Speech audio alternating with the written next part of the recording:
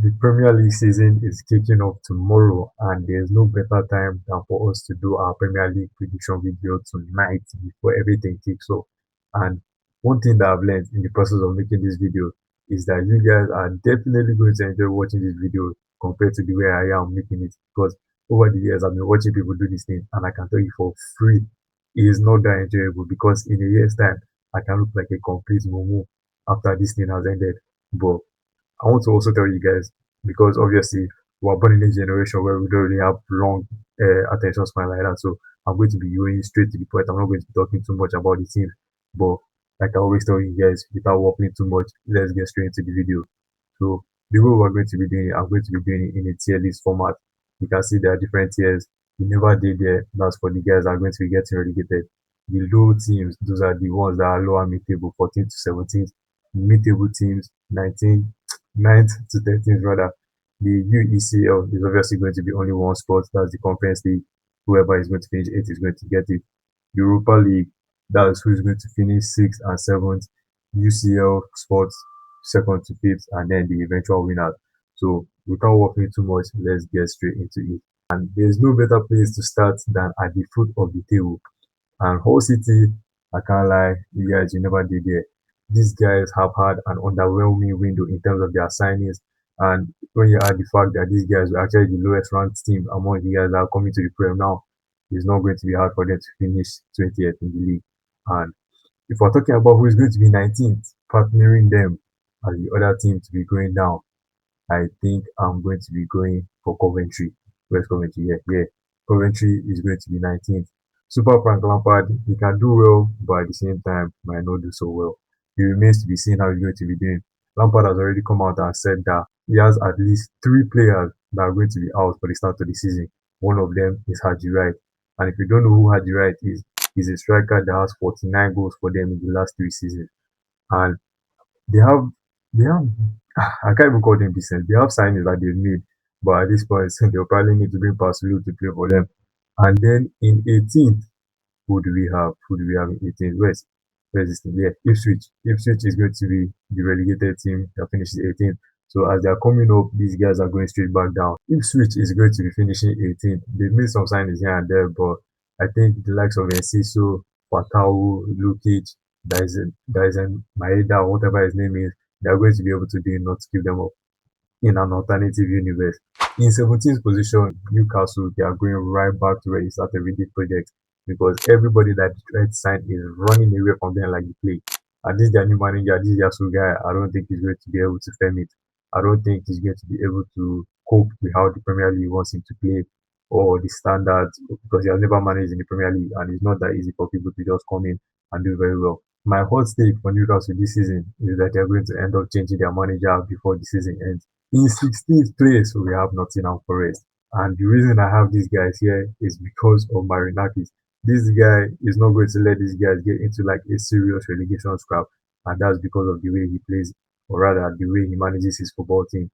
If it's just 1 month of them playing badly, they are out the window. But at the same time, I feel like that's also going to be why they finish here because there's going to be like imbalance in the squad. If you get what I mean, they are not going to be able to be stabilized with all the incomings and outgoings concerning their managers. In 15th place, I'm going to be putting Everton there. They signed Ibu Saka in February, and I think it's about time that the year comes good for them. Grealish is also rumored to be wanting to go back to them, which is also going to be a boost for them. They also signed Norgard from Arsenal. That's obviously going to be a good deal for them. He didn't really play much at Arsenal for obvious reasons. He wasn't the same quality as the other options that they have. And yeah, he's going to be a good signing for them. He can help Jamie Garner become a better footballer because obviously he was the captain at Brentford, his experience, and overall it's just a good signing for them. So that is why I have them finishing 15th. My hot take for Everton is that they are going to be getting the better signing out of the Johnson and McNeil swap deal. Next up, we have Crystal Palace, and I'm going to be putting them here because they've been finishing way too high recently, and I think the law of averages is finally going to catch up with them. PSG is going to be replacing Glass now. Glass now is essentially the greatest manager their club has ever had. I don't know if PSG is going to be able to cope with the Premier League. He's never really so sure when you're just coming for the first time, so that remains to be seen. And also, they might be losing Ismail Assar, which is going to be a massive blow for them because this guy was their top scorer last season. did very well at the World Cup. He had like 4 goals, 21 goals in all competitions for Crystal Palace. He is still their talisman. He's their best player, and if they lose him, it's going to be very detrimental to their season. In 13th place, I'm going to be putting Fulham.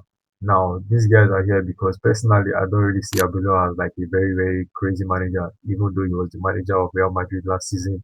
They also lost Harry Wilson, who was easily their best player last season. But they've also brought in the youngster Gonzalo Garcia, and I feel like he's a very, very good young talent. The fact that he can already speak English is very good for them because the adaptation is obviously going to be easier for him. He's still young, he's still adaptable. I feel like he can actually do it in the Premier League. He was the top scorer in the Club World Cup last summer, so obviously he has already shown signs that he's capable of putting the ball in the back of the net with a consistent basis. So that is why these guys are going to be a bit higher than some other people have them. And in 12th place, we have Brentford Football Club. The Bees are going to be here because last season, many people wrote these guys off. People were saying, oh, Brentford are going to get relegated. They will struggle because they lost their manager, blah, blah, blah. Their new manager is a set piece coach, this one, that one. But no, these guys didn't let anybody tell them what to do. They didn't dictate their season for them. And even after finishing that, you know what these guys did? They put up a video telling everybody to shut up. They proved all the doubters wrong. And I feel like they're going to be finishing not as high, but in a similar range. And they're going to be finishing in top position. And my hot take for this team, these guys are going to be seeing Igor Thiago scoring at 3 p.m. because with very regularity this season. He's going to be proving that his chain is real. In 11th place, we have Brighton and Hove Albion. These guys are the perfect mid club. There was a point one time, I can't remember which season it was, that they had like 11 losses, 11 draws, and 11 wins at the same time. Like there was a period that happened in one season. I can't remember which one. But yeah, these guys are perfectly made. They've made some good signings. I actually like the signings they've made. And they've qualified for the Conference League, which I think is going to hinder them finishing as high as they did last season. But at the same time, my hot take for Brighton is that they are going to win the Conference League this season. I don't know whether that's going to happen, but I feel like they have a good chance of winning it. Cherries are going to be finishing 10th. These guys are always trying to jump the line because their name is AFC. They think that the alphabet starts from A for them, but that's not what we're talking about. I feel Bournemouth, they have a similar situation to Brighton. They are going to be finishing 11th as Brighton finishes 10th. And I don't know how Marco Rose is going to fare in the Premier League. Like I said, coming to the Premier League is not that easy to hit the ground running for managers. And it remains to be seen. They won. Okay, no, it wasn't them. It was Brentford. Sorry, I forgot to say when I was talking about Brentford. Brentford won 7-0, so that's also something that we should watch out for. But for Bournemouth, these guys are playing City this weekend. Let's see how they're going to be doing. Let's see how Marco Rose does in his first few games for the season for them. But I think even if they do well at the start, they might crumble at the end of the season because of their responsibilities in the Europa League. But similar to Brighton, my hot take for them is that they are going to be winning the Europa League because Premier League teams, I feel like it's going to be easy for them. This is their running outside. But I feel like Premier League teams, it's going to be easy for them to be winning stuff like the Europa League and the Conference League because the gap in quality between them and the teams in other divisions is just too much. I was gassing up Lizzie's jersey in my other video. If you haven't watched it, go and check it right now. And I'm going to be gassing them up also on the football pitch. Now, these guys, they have a very good squad. I feel like their Premier League window in terms of signings, it has been very, very good. This is one of the best signings for the Premier League teams in this summer. And they've brought in Harry Wilson, they've brought in the likes of James Trafford, which is excellent for them. And like I said, they have very good kids. I'm a very firm believer in dress well and you will play well because when you dress well, you feel good, and when you feel good, you'll be able to play good. And my hot take for them is that by the end of this season, James Trafford is going to be England's number one keeper. Sunderland are going to be finishing in the Conference League positions. I don't really have too much to say about this other than the fact that this year there's not going to be any AFCON. So unlike last year, they're not going to be losing 50% of their players. In the Europa Spots, we have Tottenham Hotspurs. These guys are going to have a massive jump, the biggest in the league for this season. They are going to be going from 17th to 7th. Roberto Di Zerbi already showed what he can do for them. Starting last season, we saw it at the back end of last season how even though he's not really so great defensively, he plays a very chaotic style of football.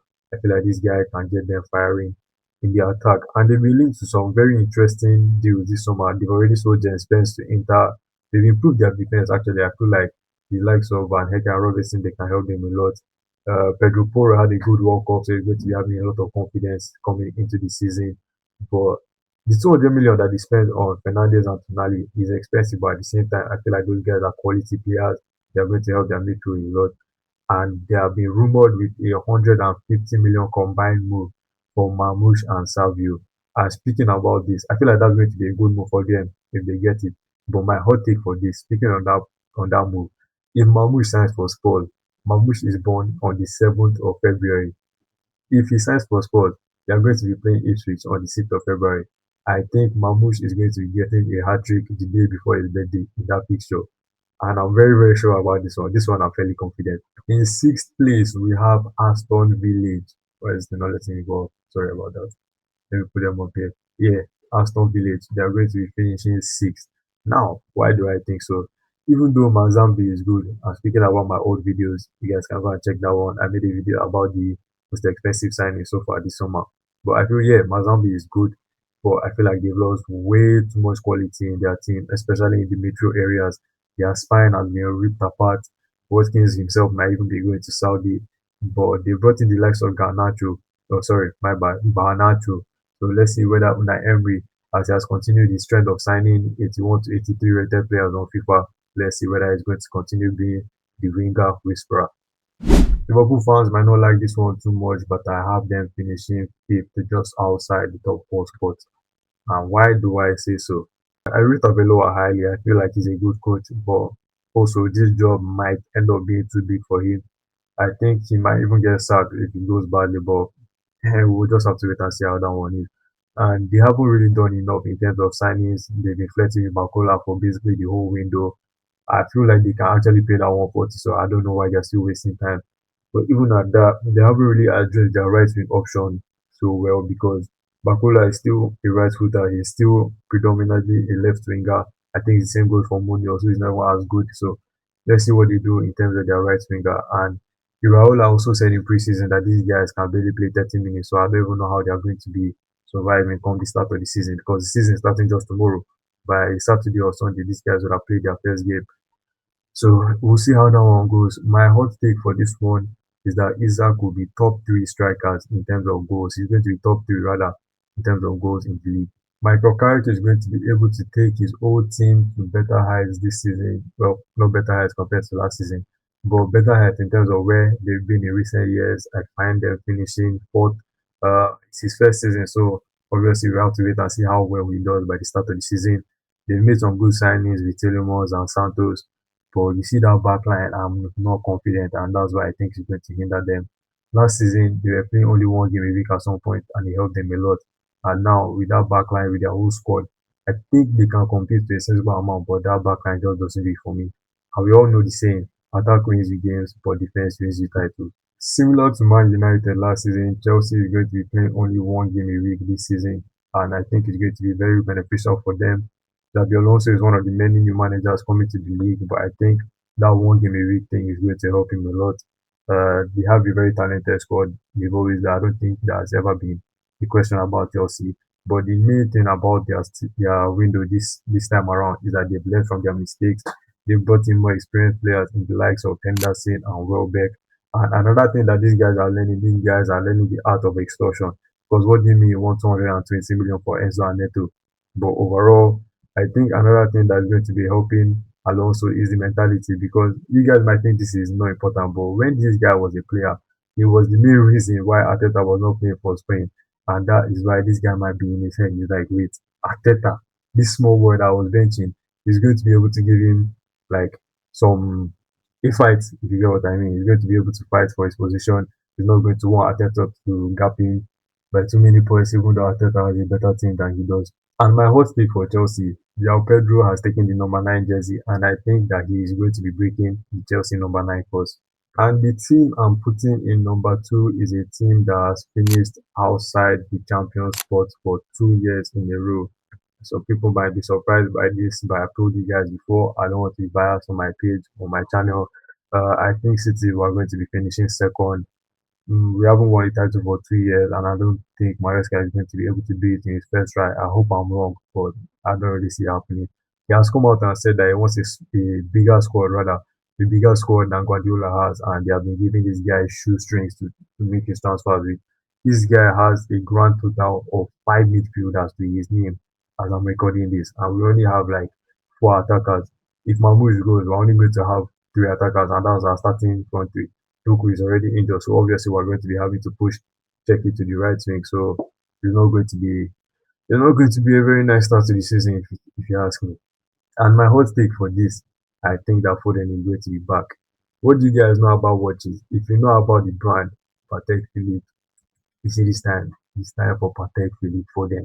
Watch this space. And finally, the reigning champions, I think they are going to be winning it back to back. Even though they haven't done it before, and history suggests that they are not going to do it. But I don't really see the chasing pack doing so well to be Arsenal. And even statistically, the bookies have Arsenal to be the Premier League champions going into this season. These guys already showed their class. I feel they are cut above the rest of the team. And when there are so many changes around you, it's probably going to be easier for you to do what you need to do. These guys already slapped up City in the Community Shield. That was a very embarrassing defeat for us. They brought in the likes of Solis, and I think it's going to be a great signing for them. I rate him very, very highly.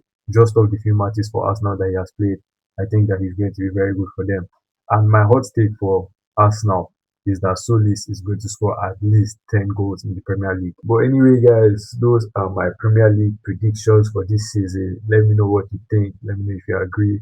Let me know if you disagree. But make sure you like the video, share, watch my other videos, subscribe if you haven't already, and I'll see you guys in my next video. Peace.